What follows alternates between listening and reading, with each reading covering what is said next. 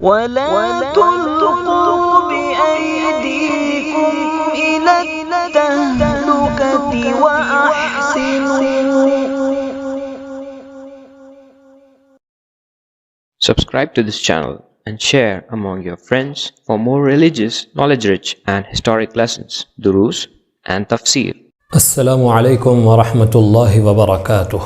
نحمده ونصلي على رسوله الكريم أما بعد. محترم سامعین و ناظرین، پارہ نمبر 2 کے خلاصے کے پیش کرنے کا وقت آ گیا ہے۔ پارہ نمبر 2 میں رب ذوالجلال نے تحویل قبلہ کے بیان سے شروعات کی ہے۔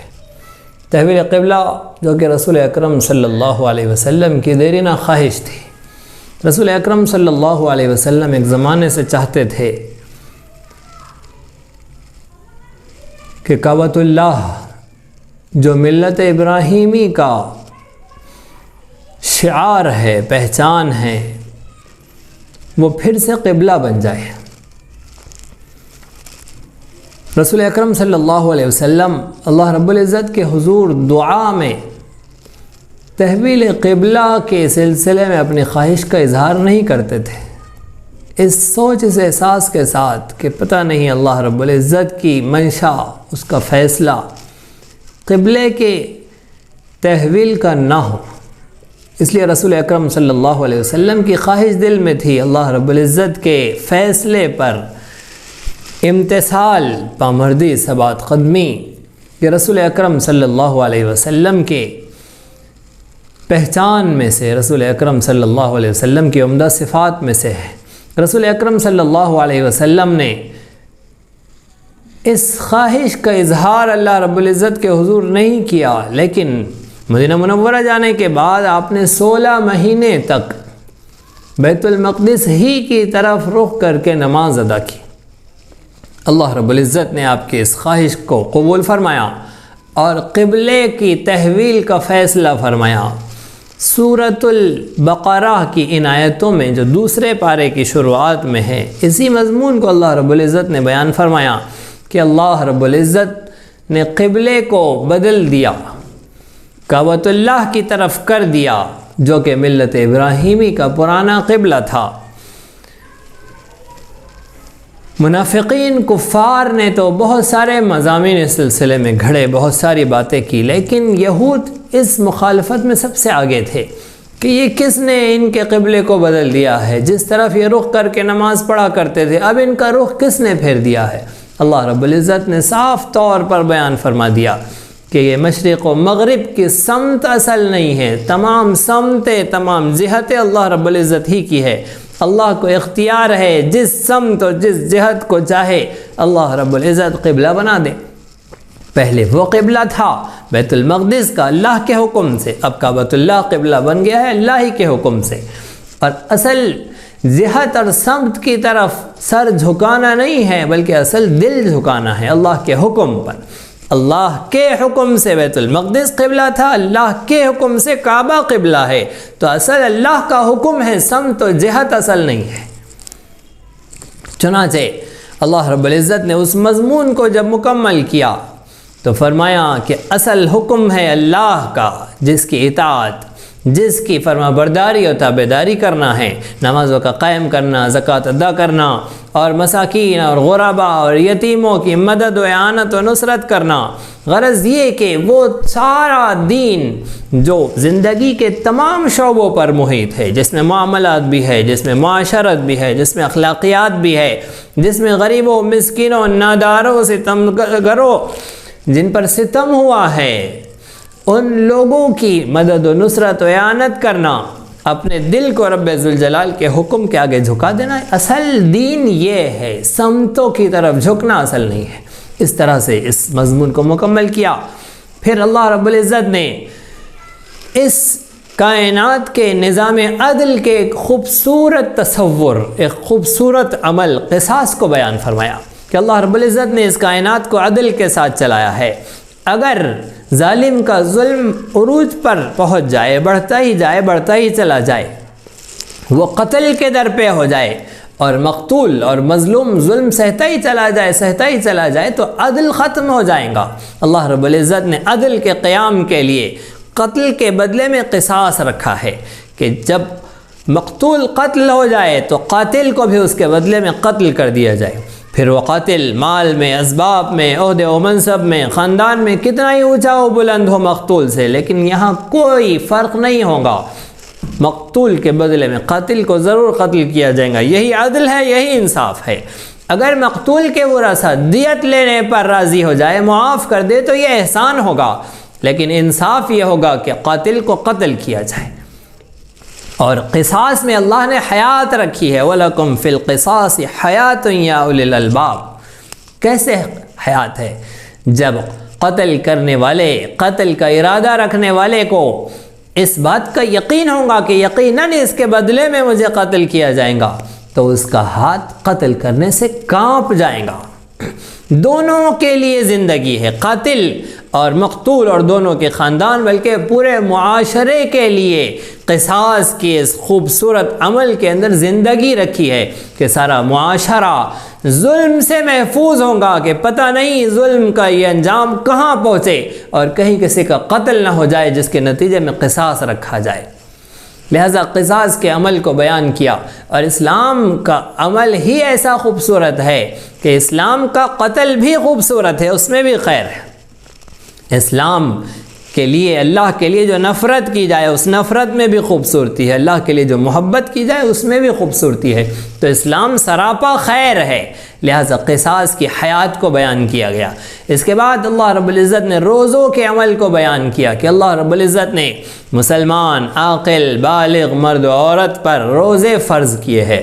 رمضان المبارک کے روزوں کی فرضیت آئی، معذورین کا تذکرہ ہوا، مسافر کا تذکرہ ہوا، ان کے لیے جو رخصت بیان کی گئی ہے اسے بیان کیا، اور رمضان المبارک کے اندر قرآن مجید کے نزول کا تذکرہ کیا۔ شہر رمضان الذی انزل فیہ القرآن، اللہ رب العزت نے رمضان ہی کے مہینے میں قرآن کریم نازل فرمایا۔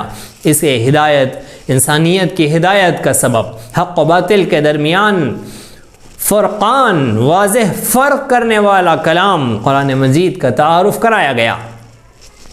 اسی طرح سے اللہ رب العزت نے دیگر بہت سارے مسائل سورۃ البقرہ میں دوسرے پارے کے ان آیات کے اندر، ان مضامین میں بیان فرمائیں۔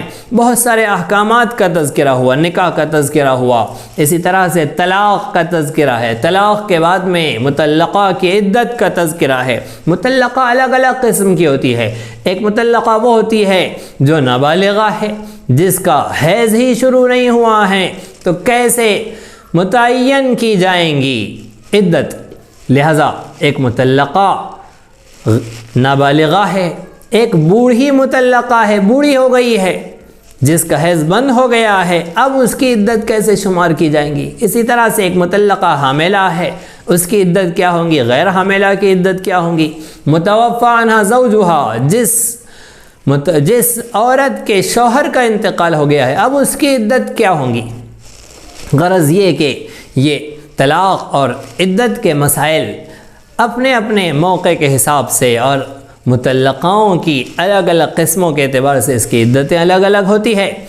کسی بھی مسئلے کے سلسلے میں اہل حق علماء کی طرف، اہل سنت والجماعت کے علماء کی طرف رجوع ہونا اور ان سے مسائل کو معلوم کرنا اور اس کے مطابق اپنی زندگی کو گزارنا، یہ قرآن کریم کا، شریعت مطہرہ کا، اللہ اس کے رسول صلی اللہ علیہ وسلم کا، اللہ کا اپنے بندوں سے، رسول اللہ کی امت سے مطالبہ ہے۔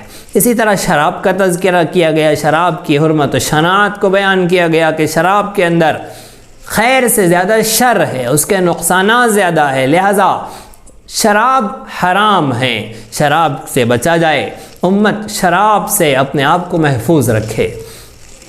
اسی طرح سے خلا کا تذکرہ کیا گیا کہ اگر خلا ہو جائے تو خلا میں دونوں کو، مرد و عورت، میاں بیوی دونوں کی رضامندی ضروری ہے۔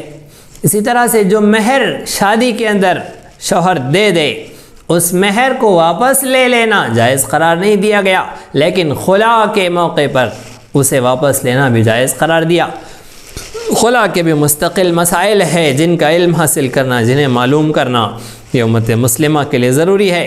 نکاح کے عمل کو، اس کی خوبصورت تعلیمات کو اور نکاح کے عمل کو مزین کرنے کے سلسلے میں بہت سارے مسائل بیان کیے۔ کتابیہ عورت، اہل کتاب عورت سے مسلمان مرد کے لیے نکاح کو جائز قرار دیا، لیکن پھر بھی بہتر یہ ہے کہ مسلمان عورت ہی سے نکاح کیا جائے، اس لیے کہ نکاح محض دو جسموں کے ملن اور پھر شہوات و خواہشات کے پورا کرنے کا نام نہیں ہے، بلکہ نکاح عبادت ہے۔ نکاح کی عبادت میں خوبصورتی اور توازن اور نکاح کے مقصد اور اولاد کی تعلیم و تربیت کا معاملہ اسی وقت ہوگا جب کہ زندگی کی ہم سفر عورت محض خوبصورت اور دکھنے میں اور صورت میں اور مال و اسباب میں اچھی ہو، ایسے نہیں، بلکہ اسی وقت اللہ رب العزت نکاح کے اندر اور نکاح کے مقاصد کے اندر برکت ڈالیں گے جب کہ ہمارا ہم سفر ایک ایسی عورت ہو جسے اللہ کا دھیان ہو، جسے اللہ کے حضور کھڑے ہونے کا، اس کے یہاں جواب دینے کا دھیان و استحضار ہو، اللہ کے خوف و خشیت کے ساتھ جینے والی ہو۔ لہٰذا مسلمان مرد کے لیے بہتر و عمدہ یہی ہے کہ وہ مسلمان عورت سے جو اللہ کا ڈر و خوف رکھنے والی ہو اسی سے شادی کرے۔ اسی طرح سے آگے چل کر میاں بیوی کہ آپسی ملاقات کے سلسلے میں قانون طے فرمایا کہ حیض کی حالت میں شوہر اپنی بیوی سے ہم بستری نہ کرے۔ وجہ بیان فرمائیں کہ وہ گندگی کا زمانہ ہوتا ہے، لہٰذا وہاں جراثیم اس انداز کے ہوتے ہیں جس کی وجہ سے مرد و عورت دونوں کے لیے صحت کے لیے خطرہ ہے، لہٰذا پرہیز کیا جائے ہم بستری سے۔ اس کے علاوہ محبت، اٹھنا بیٹھنا، ساتھ میں کھانا پینا، اس کی اجازت دی گئی ہے۔ یہود و نصارہ اس میں افراط و تفریط کے شکار ہوئے ہیں۔ اسلام مذہب اعتدال ہے، لہٰذا اس نے افراط اور تفریط دونوں سے بچنے کی تعلیم کی ہے۔ حیض کے ساتھ نفاس پر بھی قیاس کیا گیا ہے کہ نفاس کے زمانے میں بھی صحبت نہ کی جائے۔ اسی طرح سے آخر میں حضرت داؤد علیہ السلام اور حضرت طالوت کا واقعہ بیان کیا گیا کہ حضرت داؤد علیہ السلام نے جالوت کو قتل کیا۔ کم تعداد میں حضرت طالوت کی فوج میں تعداد کم تھی، لوگ کم تھے، لیکن اللہ رب العزت کی مدد و نصرت ہر زمانے میں اہل حق کے ساتھ ہوتی ہے، لہٰذا اہل حق اللہ رب العزت کی مدد اور اعانت کے ساتھ میدان جہاد میں سرفراز ہوتے ہیں، کامیاب ہوتے ہیں۔ جہاد کے عمل کو سورۃ البقرہ کی آیات میں بیان کیا گیا، دوسرے پارے میں بیان کیا گیا۔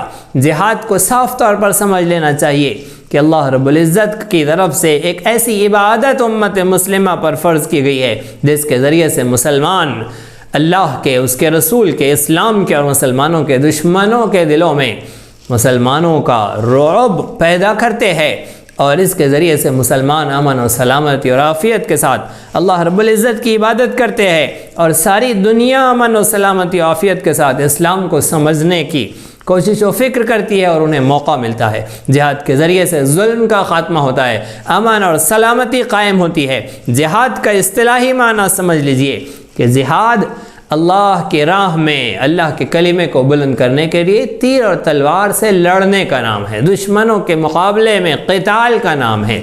جہاد فی سبیل اللہ کا معنی ہے قتال فی سبیل اللہ۔ زمانے کے بدلنے کے ساتھ ساتھ آلات و اسباب و ہتھیار بدل جائیں گے، لیکن قتال فی سبیل اللہ یہ جہاد کا اصطلاحی معنی ہے۔ جہاد کے لغوی معنی دوسرے ہو سکتے ہیں جو الگ الگ اعمال کے اوپر، جیسے حج کے بارے میں رسول پاک صلی اللہ علیہ وسلم نے عورتوں سے فرمایا کہ تمہارا جہاد حج ہے، تو یہ جہاد لغوی ہے۔ اسی طرح سے اگر علم دین کی اشاعت کے سلسلے میں جہاد کا لفظ استعمال کیا گیا ہے تو ظاہر بات ہے وہ لغوی معنی ہے، اصطلاحی معنی قتال فی سبیل اللہ ہے۔ امت مسلمہ کو حکم دیا گیا ہے کہ یہ تیاری رکھے ہر وقت تاکہ کفار کے دلوں میں اللہ اور اس کے رسول کے دشمنوں کے دلوں میں ہر وقت رعب پیدا کر سکے۔ اللہ رب العزت سورۃ البقرہ کے دوسرے پارے کے مضامین کو سمجھنے کی، ان بے شمار احکامات کو جو مسلمان کی زندگی سے لازمی طور پر جڑے ہوئے ہیں، ان احکامات کو جاننے کی، انہیں ماننے کی اور اس کے مطابق عمل کرنے کی ہم سب کو توفیق عطا فرمائے۔ اسی طرح دینی، علمی، اصلاحی اور تاریخی دروس و بیانات سے استفادے کے لیے آپ کے اس چینل کو لائک، شیئر اور سبسکرائب کریں۔ یہ نغمہ حور جنت ہے، یہ ساز تم کو بلا